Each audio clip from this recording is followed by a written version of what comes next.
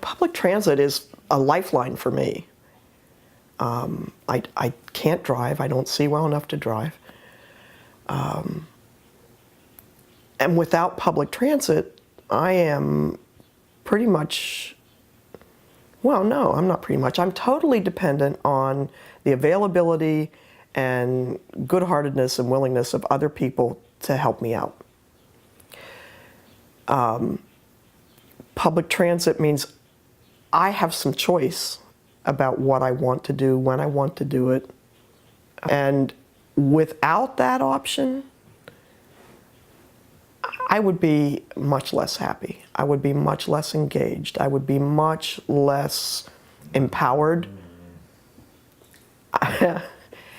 And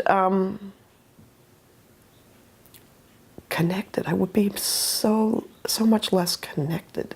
Hearing that there were changes proposed, specifically cutbacks, I had both ears wide open, trying to find out what I could about it. And I heard about the postcard drive at the library. I filled out a card, and then I was contacted by, I guess it was probably Helen from Just Harvest, who contacted me and asked if I would have any interest in coming to or testifying at the rally downtown. Because I am legally blind, public transportation is how I get around. I don't have the option to get in a car. You should be glad with that.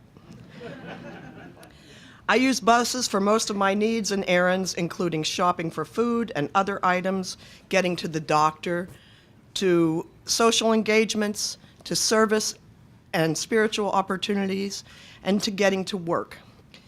Financial stress is only one of the costs of using a bus for those who have disabilities.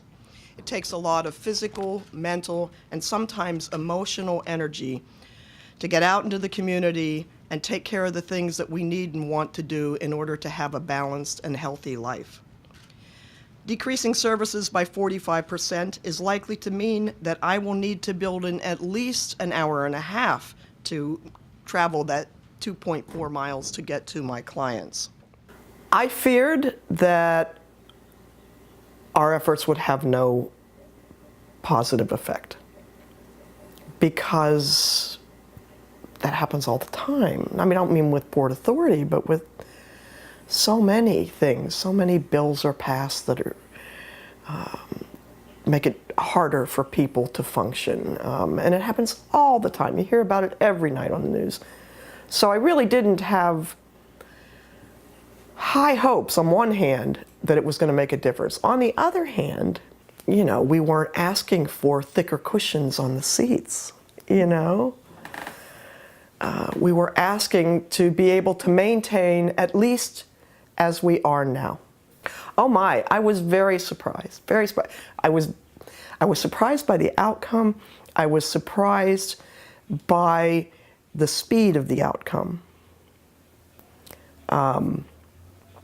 I do have to say that after hearing the new CEO speak at the board meeting where we were able to testify, I had a little more hope than I had walking in. But being a bit of a skeptic, I was like, we'll see. I was very pleased. I felt like we were heard. I felt like we were understood.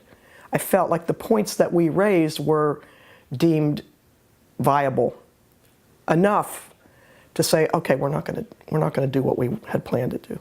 That's big.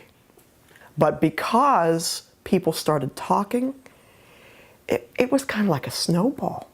You heard more and more and more about it on the news, on the radio. When you talk to people at the bus stops, more people were going, oh, I heard that, and I heard they're going to have a meeting here, or they're going to have a meeting there. And you could feel this energy building. This campaign was just so cool, because Joe Schmo and I got out there and said what we had to say, and we won.